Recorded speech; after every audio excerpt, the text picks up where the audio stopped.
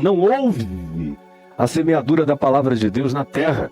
Como diz o Salmo 19, usado por Paulo em Romanos 10, aplicando de maneira soteriológica, salvífica, a palavra que no Salmo 19 é uma descrição da natureza.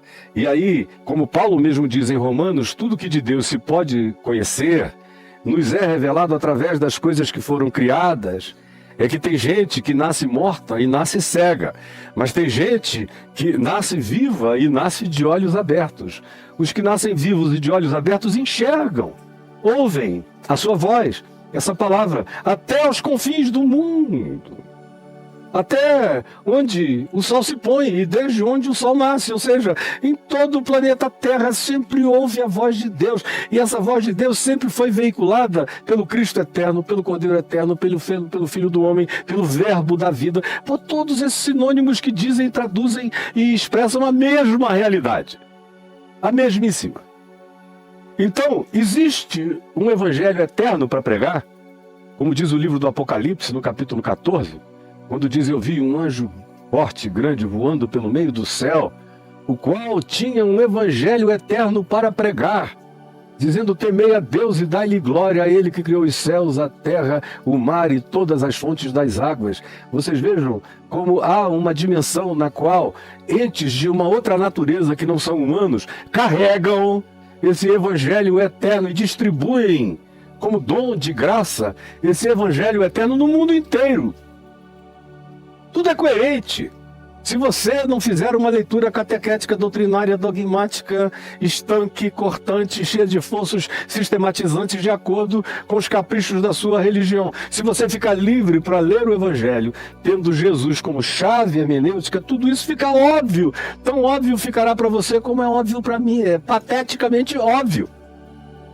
Então, é Jesus na liberdade, é o Filho do Homem, é o Cristo eterno que distribui no silêncio da vida a palavra de Deus chegando ao coração de todos os homens. Tem os que acolhem, tem os que não acolhem. Mas o lugar dessa semeadura é a sociedade toda, é a civilização, é o mundo, é o cosmos. Como universo natural, é o mundo como sociedade, civilização humana, e é o mundo como sistema de perversidade, de controlação, de domínio, que também é confrontado por essa palavra como profecia da verdade. Não apenas através de profetas convencionais ou de pregadores convencionais, ou de quem tenha aprendido isso como eu, lendo o Novo Testamento. Tem gente que aprendeu isso sem o Novo Testamento, sem acesso à Bíblia nenhuma, sem saber nada nem do nome Jesus, nem da existência dele, mas para cujos corações o Filho do Homem, o Espírito de Cristo, neles soprou. Neles soprou. Você vê um cara como Apolônio de Tínia. Levei um grupo agora comigo à Turquia para visitar vários lugares interessantes, e no caminho a gente iria passar na frente da cidade de Tínia, onde nasceu um homem muito, muito interessante, um dos seres humanos mais interessantes da história da civilização humana, chamado Apolônio de Tínia. Ele foi praticamente contemporâneo de Jesus, um pouquinho mais novo do que Jesus. Provavelmente viveu sabendo nada acerca de Jesus, ou se soube alguma coisa já foi bem depois de adulto, e depois de iniciado na prática do bem. E esse era um cara tão interessante, que ele curava doentes, expelia demônios, aconselhava os desesperados, consolava corações. Era um indivíduo que parecia um discípulo de Jesus andando solitariamente pela região da Turquia.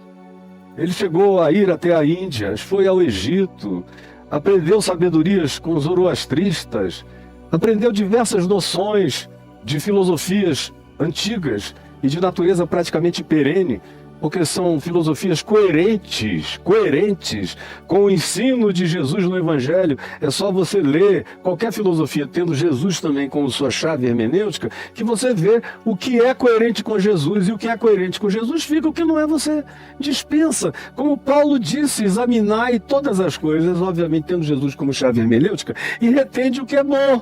Aí vocês vão ficar com extrato, com supra-sumo, vão entender a vida com muito mais clareza. Pois bem, é esse Espírito de Cristo, é o Cordeiro, é o Filho do Homem quem semeia a boa semente. A boa semente carrega o conteúdo do evangelho, da prática do bem, da verdade, da justiça, do amor, da misericórdia, do perdão, do acolhimento, de tudo isso que eu repito todo dia e que você já deve saber, no mínimo saber, pelo menos saber, para pelo menos sabendo começar a praticar alguma coisa. Do contrário, de nada vale o evangelho para você nem na sua vida. Então, a boa semente tem que carregar esse conteúdo do evangelho. Não há boa semente plantada pelo Filho do Homem no mundo que seja a antítese do evangelho, que seja antagônica ao evangelho. Não, não há. Aí sim pode vir, paradoxalmente, cheia do nome de Jesus, da pregação glorificando a igreja, exaltando a Bíblia, mas se não for segundo o evangelho de Cristo Jesus, conforme a encarnação da verdade de Deus praticada e ensinada por Jesus, pode ter o nome de Jesus. O cara pode dizer: Senhor, Senhor, em teu nome fizemos isto, aquilo e aquilo outro, milagres, curas e exorcismos, mas o Senhor Jesus diz em Mateus 7 que dirá a todos esses: eu nunca vos conheci, saiam daqui, vocês usaram o meu nome, mas eu não sei quem vocês são. Portanto, a boa semente tem que carregar o conteúdo do evangelho. Aí vem Jesus e dá um passo além nessa explicação e diz: a boa semente não só carrega o conteúdo do evangelho, porque os filhos do reino, ele vai dizer, que são os semeados por ele no mundo, onde a semente é distribuída, a mensagem é distribuída, a palavra está viajando por aí, atingindo gente que sabe, que não sabe, que dá nome, que conhece o CPF da história de Jesus ou não. É o Espírito de Deus livre soprando aonde quer.